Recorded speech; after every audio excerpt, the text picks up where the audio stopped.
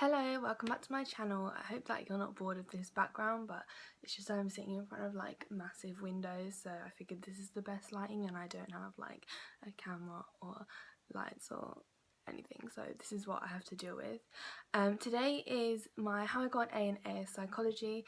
Oh, you can tell I didn't straighten my hair very well, but anyway, this video I decided to do this one first because it's only AS. I have a lot less to say, and I'll definitely be doing how I got A star in further maths video. If you're interested in seeing how I got an A in biology or chemistry, let me know.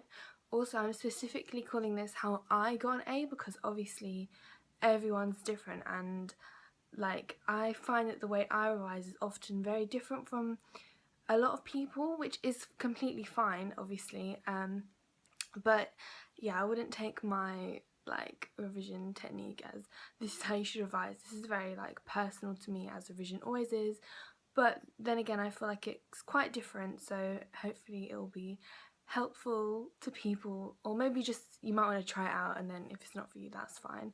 So I did AQA, and one of the things that I wish I'd bought even earlier in the year is the CGP revision guide. I talked about this in my Should You Do A-level psychology video, and I didn't use our textbook. I thought it was really just crap. It wasn't concise, it didn't have like a clear layout. It wasn't like this topic, this. It was a bit all over the place. Then it had like case studies and studies and all these things like chucked in, and I hate the layout of it. Whereas the CGP revision guide was very, very clear and concise and amazing, and I used it and I swear by it. It was definitely one of the best things I've ever bought for my revision in my whole life. It was the best book ever, basically. In general, how I revise in all my subjects is I don't take notes in class. Like, oh, I started A-levels off taking notes in class, but I soon realised it was a waste of time. Now, it's not a waste of time in terms of if a teacher asks you to do something for you to practice it, well, not usually a waste of time, but in terms of like copying out everything that's written on the whiteboard, it just was not useful for me. Like, I wasn't reading it, I wasn't taking it in, I would never refer back to those notes, so I just thought, why am I wasting my time? I should try and listen to what the teacher's saying. Now obviously if you've got a really shit teacher, there is no point in listening, and I did find a lot of the times in my psychology lessons I was pretty much like not doing anything, but I find that my way of like memorising and revising, well, first of all I made notes from the CGP revision guide that I then put in a folder, and I did that in year 12 and year 13, but I never ever used those notes.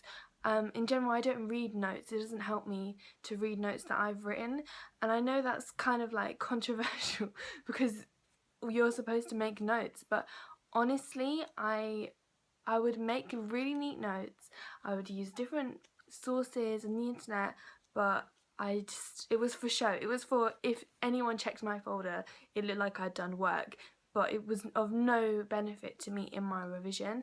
And like I said, this obviously isn't for everyone, and I'm sure some people will say, I always use my notes, whatever, that's fine. But I just thought, why am I copying out the textbook or why am I copying out the revision guide? So how I memorised and how I learnt things is I would write out the revision guide. So I would rewrite it pretty much in my own words, and then I would bullet point things and make things even more concise than they were in the revision guide and try and memorise it. I wouldn't then refer back to those notes. Usually I would chuck them away. I wouldn't refer back to flashcards or anything like that, because it's like how when you learn an essay in another language, like at GCSE, and you just sort of write it out loads of times, that's essentially what I was doing, and I found it was the most effective way for me to basically read what it said and then do like my evaluation. So it won't make sense if you haven't properly like looked at the revision guide, but I would write it out basically. I would just rewrite it to memorise it, and then I would do that several times, pretty much like these are my little notes. I would pretty much do that several times throughout the year. With the studies, usually they're quite long, so usually it's like the aim of the study, what happened in the study, and then like evaluation of the study, or like outcomes and evaluation. And that's sort of like the standard way to go about it, but I didn't really find that very useful, so I just cut it into what happened and then evaluation. So when I would revise the studies, I would just literally try and get what happened into like a sentence or two. Obviously some are quite hard, like for example Milgram or like the Zimbardo prison one is quite hard to like really like put that into only a few sentences, but like that wasn't like for me what I was going to write in the exam, but it was just a way to remember it. So okay, this happens, this happens, this happens. Although to be fair, a lot of those studies were quite easy to remember because they were so interesting, whereas in memory it was so difficult. I found the memory topic to remember like all the different studies, and just putting it into a few words or a sentence really helps you to remember, and then I would associate that with the name. And I think I used to use maybe Quizlet or something to just match up the names to certain studies, because I would get them really confused in the memory topic, but it wasn't actually that essential. I would only really revise the compulsory studies because they could ask you direct questions on it. Any other study I would either not revise it or use it in an evaluation point for another study. So I'll get onto that a bit more in a second. But in terms of the 12-mark essays, in general, the exams are quite straightforward. Now again, I only did the AS exam, so I don't know what the A2 papers are like, and it's probably different and probably harder. But in general, they have a few questions which is straight recall, and then they've got questions that are a bit like your opinion, and all you have to do is, it's kind of like RE GCSE, it reminds me of edXL, if anyone did that. You just sort of give like reasons and examples, and as long as you're explaining your point and like sort of explaining it and using things to back you up, it's very easy to get those marks, and there isn't actually that much that you need to remember. It's just like about really elaborating. And for the essays, my one technique that always worked was basically don't write an essay. It's not actually an essay in terms of there's no intro, for against conclusion, which is sort of like maybe a standard, or like point essay, because it doesn't really make sense to do it like that. So I'm talking about for the outline and evaluate questions. So for example, it was like outline and evaluate this theory, or outline and evaluate this study. I would basically write 2 paragraphs, and they'd be very long. My first paragraph would be explaining the theory or explaining the study. So just saying what happened, what was the outcome. It's quite good to remember a few like facts. If you did like geography at GCSE, you have to remember like figures and statistics. It's good to have maybe 1 or 2, especially, I mean, it's usually quite easy. Like for example, Milgram, 67% I think is the number of people who did the 400 whatever shots. I don't remember, but it's like 67%. And you can even round to 70%, and I'm sure they would still give you that, or 2/3. And like, so for example, having things like that will really help your outline to like look better. And I know there's the whole AO1, AO2, AO3, which I never really understood, and I don't really remember doing that at GCSE, so it was something new to me, just kind of ignored. And then the second paragraph I would evaluate, and all I would do is write 3 points that were good and 3 points that were against if it was a theory. In fact, I wouldn't even necessarily do 3 points for. I would do like a couple points that were good about the theory, which I would remember straight from the CGP revision guide, and then I would use 3 points that were bad about the theory, and I had stock like evaluative points that I would use for everything, or I would, well, like the best thing to do is to use other theories to go against it. So for example, if you're evaluating a theory like the behavioural approach to something, I don't remember exactly what you have to learn, you can then counteract it by talking about the biological approach, and just something generic. It doesn't need to be that specific. So in general, like knowing all the content, you can easily use bits of the content as your evaluation. You don't have to learn set evaluation, because if you use just anything that's different, you can use that as, well, this theory suggests this and there's evidence here for that which doesn't agree with this one. Basically that's what I found. And so that would be like for theory, but for a study you can just use someone else's study that shows something different and just be like, well, in this study this is what happened. And the names are important, but the years I didn't find were that important. I mean, if you can remember the years, then obviously put it in, but I don't think I made a massive effort with that. And that's basically it. That's all I did. I would just explain it, and then I would just evaluate it. And I had stock, like I said, I had stock evaluation points, especially for studies such as lacks ecological validity. So if it was something in a lab, you can say, well, that's not like real life, so the answers will be different, so you can't trust these results, they might be like a bit skewed or something. But if it's not in a lab, you can say not everything's controlled because it's not in a lab. Do you know what I mean? So there's always a point that you have to say. And I can't remember the other ones, but there are more in the revision guide that you can just remember, and it basically, you can use them for everything. They come up a lot. So in terms of revising, I mostly just used to rewrite the revision guide and just constantly be going over what are the pros and cons. I did have flashcards, but I only used them right before the exam, just for those final memorization things. And also, because I was in the very first lot, I just did the specimen papers. There's quite a few, and if you're doing psychology now, there'll be quite a few papers you can do, and I just used to do them, and mostly the essays. That was the most important thing. And if I didn't do the essays, and this is also what I did in GCSE English, but I didn't actually have time to do all the essays, just do plans for them. And once you've done all of them, go back and do plans, and do it from memory. Don't do them using the revision guide. Try to do it from memory, and then if you can't remember enough things, then look up in the revision guide, and then keep trying. And basically you should be able in your head to think of evaluation. In general, I found to remember the studies or the theories, that was pure like memorization, and it got easier over time.